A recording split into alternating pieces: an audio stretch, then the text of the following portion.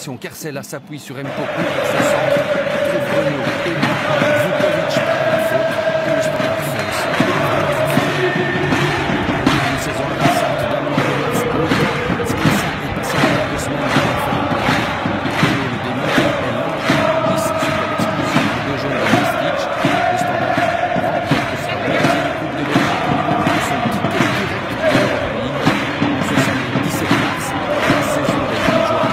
Reste encore 10 matchs de play-off au Standard pour se faire plaisir et jouer sans doute en toute liberté un fameux rôle d'arbitre.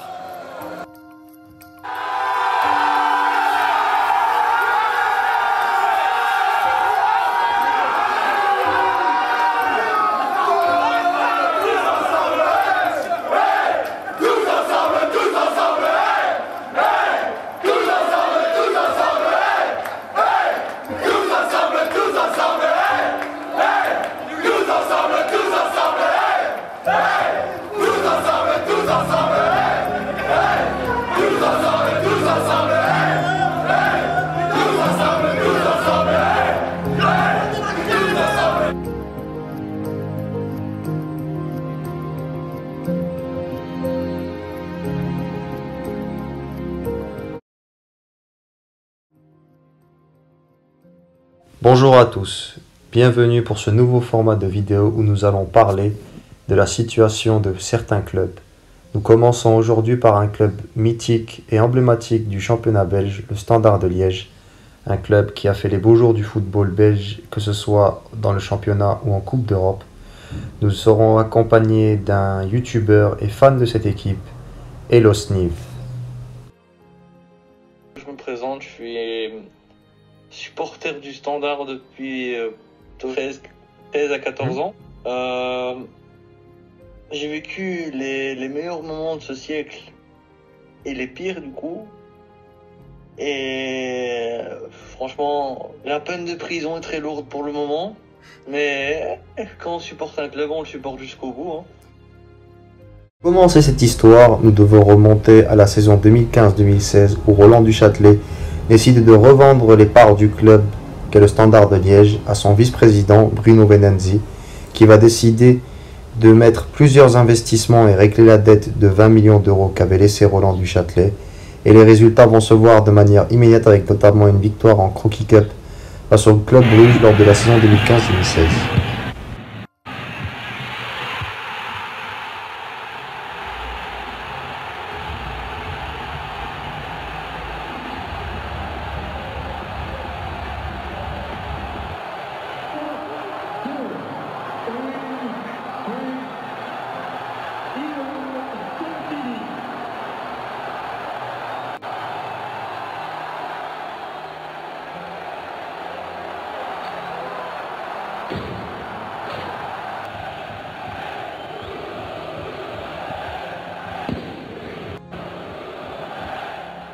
Après cette magnifique victoire, Bruno Venanzi va investir encore un peu plus pour pouvoir permettre au Standard de Liège de retrouver sa compétitivité à long terme, avec notamment une victoire 4-1 face au rival brugeois lors de cette demi-finale allée de Croquis Cup.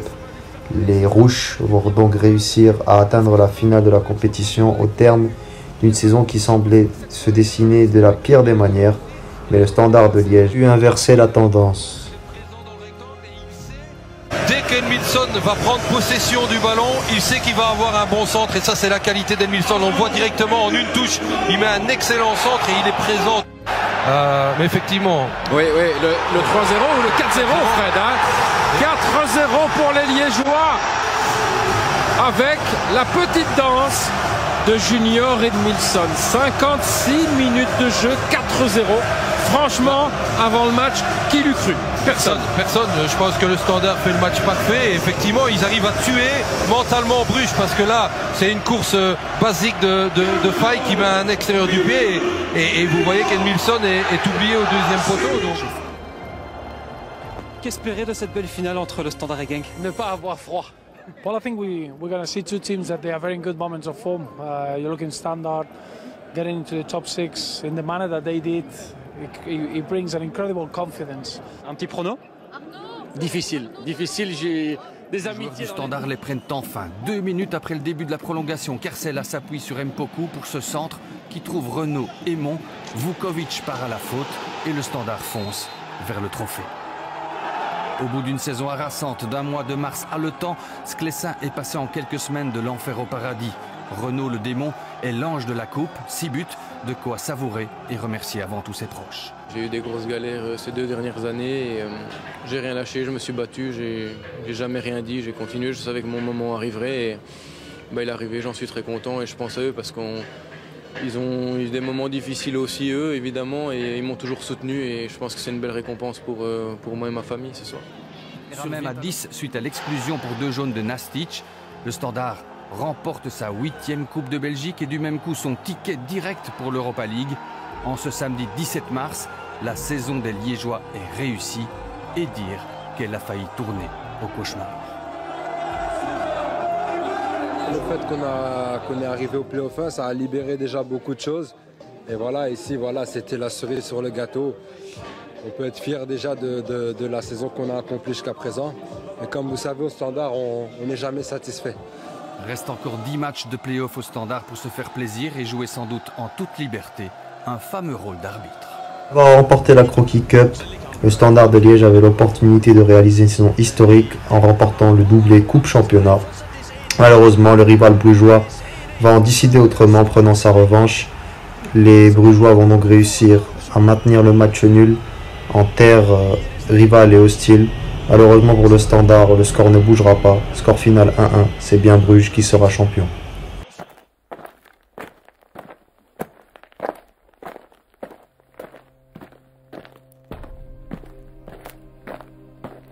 En 2018-2019, le Standard de Liège va connaître un véritable tournant au sein de son histoire. En effet, les Rouges sortaient d'une saison compétitive 2017-2018 avec notamment le départ de Ricardo Sapinto qui avait fait un travail exceptionnel lors de la saison 2017-2018.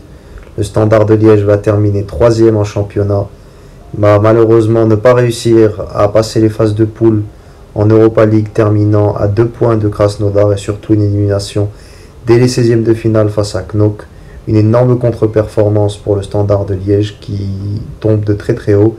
Les supporters qui attendaient une saison encore plus folle que la précédente.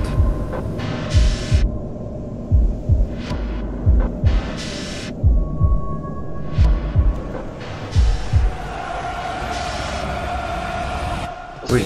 La finale de Croquis Cup, c'était l'arbre qui cachait la forêt. Je veux dire, c'était une bonne saison, mais on voyait que l'effectif était à bout, qu'il n'y avait plus de choix.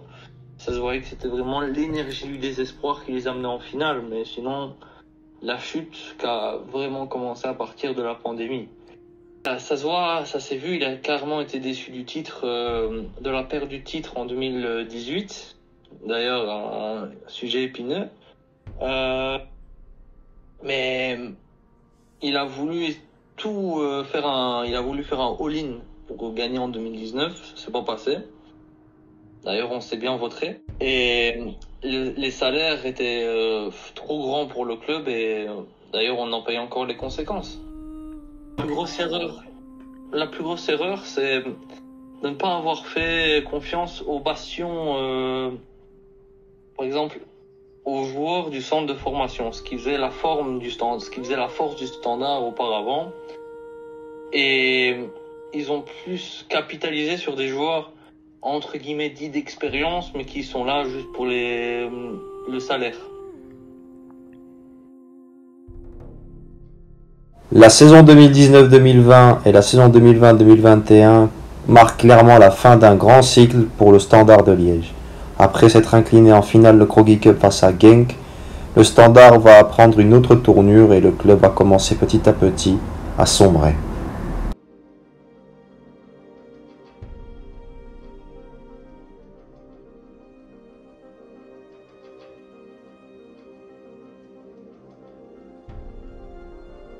Lors de la saison 2021-2022, c'est l'effondrement pour le Standard de Liège. Les Rouges terminent 14e de Jubiler Pro League et évitent de peu la relégation. Une saison cauchemar ponctuée par 2 entraîneurs avec Mbailey qui avait fait du très bon travail et qui avait réussi à amener le club en finale de Coupe de Belgique, mais qui fut remercié en octobre 2020 et sera remplacé par Lucas Elsner qui reprendra cet entre guillemets intérim jusqu'à avril 2022, une saison à oublier pour le Standard. À l'échec cuisant, il n'y avait plus de dialogue. Hein.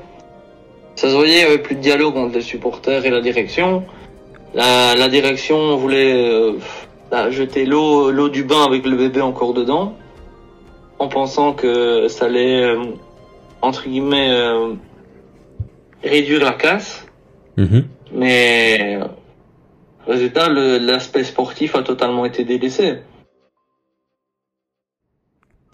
Cette saison cauchemardesque, le Standard de Liège va connaître un nouveau propriétaire, un nouveau groupe d'investissement américain, 777, qui est aussi gérant des clubs comme Vasco da Gama, Genoa, Hertha Berlin et le Sevilla Football Club. En tant que fan, comment voyez-vous au début l'arrivée de ce nouvel investisseur? On était contents, hein. Franchement on était contents. On se disait enfin on va concurrencer certains gros comme certaines grosses écuries comme l'Union était en train de devenir, comme actuellement à l'époque le FC Bruges, l'Antwerp qui commençait à faire de gros résultats, la Gantoise, Anderlecht qui a fait d'ailleurs cette année une excellente saison. On était assez confiants. Hein. Puis après la saison 2022-2023 nous a donné de faux espoirs parce qu'on avait fini quand même 6e. Donc on avait fait une assez bonne saison, notamment avec notre coach Ronny Deila, qui était un excellent coach. Puis après, malgré certaines brouilles avec des joueurs comme Selim Amala et Raskin, qui n'ont pas voulu signer, et résultat le club les a punis en les mettant de côté. Je peux comprendre que ça a fait un petit peu une tache sur le tableau qui était en train de se peindre.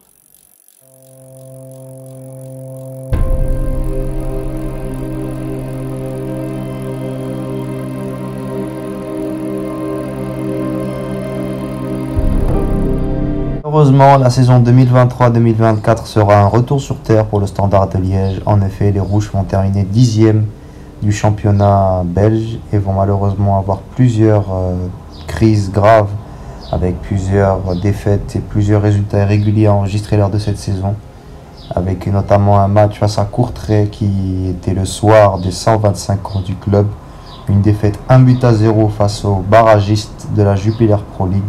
Énorme désillusion pour le Standard de Liège. Je pense qu'on n'était pas loin de l'ordonnance des antidépresseurs. Hein. Parce que, honnêtement,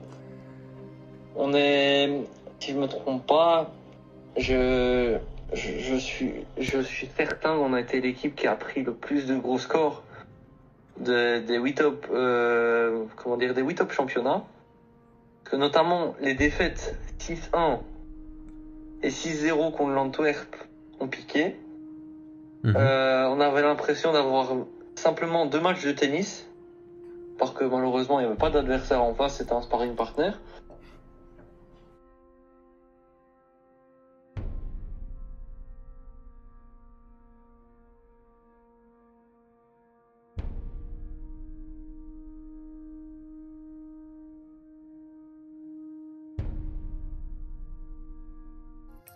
Pour parler de la partie finale de la vidéo, nous allons nous attarder sur le futur du Standard de Liège. La saison 2024-2025 arrive à grands pas, avec notamment plusieurs des dettes à payer de plus de 60 millions d'euros.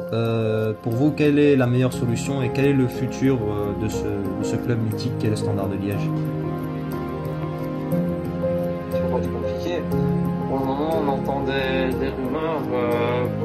Pour moi, j'en doute un peu, avec le rachat potentiellement avec des investisseurs, avec un président mythique, Lucien Donofrio, mais ça, à mon avis, ça paraît très peu plausible. Et pour l'instant, l'avenir est incertain. L'année prochaine, pour l'instant, il y a un vide, heureusement que là, c'est un vide juridique pour l'instant pour le Standard bien, mais ça sera peut-être pas le cas l'année prochaine. parce que on joue avec 55 millions de dettes, en tout cas 55 millions de dettes du groupe d'investissement, plus d'autres dettes qui n'ont pas été payées envers l'ancien président propriétaire Bruno Venanzi. Donc pour l'instant, l'avenir financier du moins est très sombre. Si par exemple ça va être compliqué cette année, la saison 2024-2025 va être très compliquée. J'aimerais bien qu'on fasse une saison à la Bordeaux. Par exemple, quand ils étaient première saison en Ligue 2. Quand on avait joué avec énormément de joueurs issus du centre de formation, de l'académie. Comme ça, on n'a pas de joueurs qui vont penser « Oh, le Standard, c'est un tremplin ». Parce que ça nous a fait énormément de tort. C'est de jouer avec des joueurs vraiment qui ont l'amour du club, des joueurs de l'académie. Ou alors des anciens joueurs du Standard. Par exemple, style des revenants comme ça c'est plus utopique, des joueurs qui viennent refaire une petite pige au Standard à la Axel Witsel, mais ça c'est purement utopique. Très bien. Merci beaucoup d'avoir suivi cet épisode du Standard de Liège en espérant que ce club mythique de Belgique revienne à son meilleur niveau, revienne à la place où il doit se tenir. Je vous remercie, monsieur Elosniv, d'avoir participé à cette vidéo. Et merci à vous de m'avoir donné la parole, parce qu'au moins ça m'a permis de vider le sac et d'éviter d'aller chez un psychologue pour parler de nos problèmes conjugaux avec ce club. Avec cette touche d'humour, nous nous quittons. Merci à tous et rendez-vous dans le prochain épisode. Ciao!